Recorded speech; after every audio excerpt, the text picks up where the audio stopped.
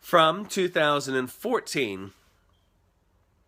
On this day in 1782, Mozart produced Die Entführung aus dem Serail. It was a triumph. Mozart had left his dad and gone to Vienna and was desperate for work. Hampered by his personal behavior, his talent was abundant, and this was a shining success from a commission to produce German opera for the court. Italian opera was already popular.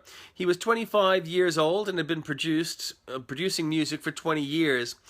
9 years later, Mozart would be dead and acknowledged as one of the greatest composers of all time. And yet at the time of his death, his Requiem was unfinished. Survived by his wife and 2 children, neither of his sons married or had children. In 1910, a Victorian farmer, John Dugan, flew a biplane he had built himself, inspired by a postcard of the Wright brothers, and using locally made engine he heavily modified. He placed the wings on top of a tricycle undercarriage. He sat in the middle of the lower wing. On this day in 1910, he flew 7 meters. A year later, he'd achieved a kilometer length with a height of 30 meters. That was before today's labor laws killed the Australian manufacturing industry. In 1927, a U.S. armed force cooperating with Nicaraguans to apprehend a criminal were pinned down by the criminal's Confederates, but broke free when the U.S. Air Force dive-bombed the enemy position, the first time that dive bombing had ever been employed.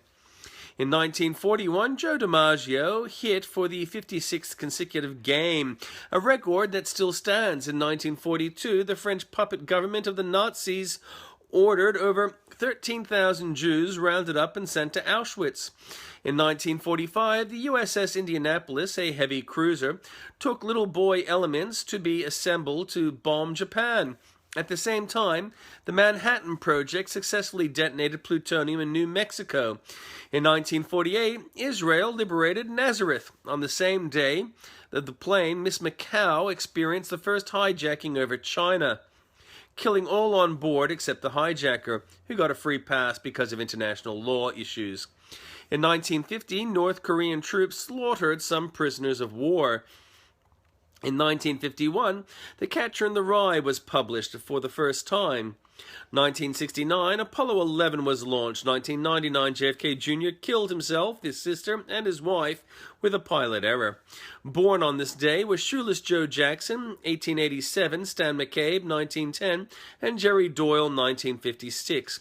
I still remember this day for the death of Harry Chapin. Australia is the lucky country, and one reason for it is the migration of Vietnamese refugees. An estimated 50% having drowned fleeing to Australia.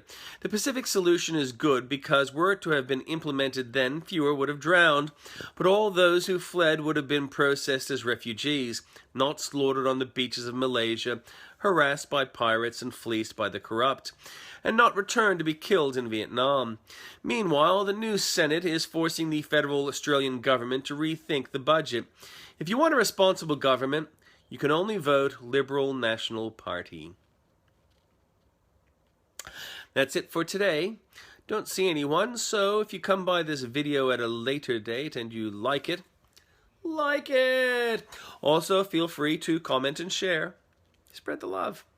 Be well.